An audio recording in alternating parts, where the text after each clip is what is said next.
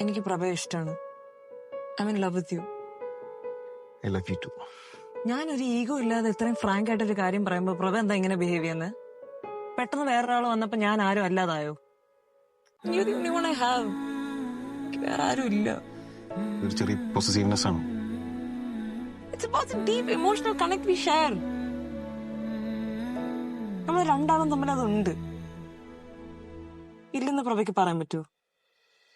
എനിക്ക് കുറച്ച് പ്രൈവസി വേണം.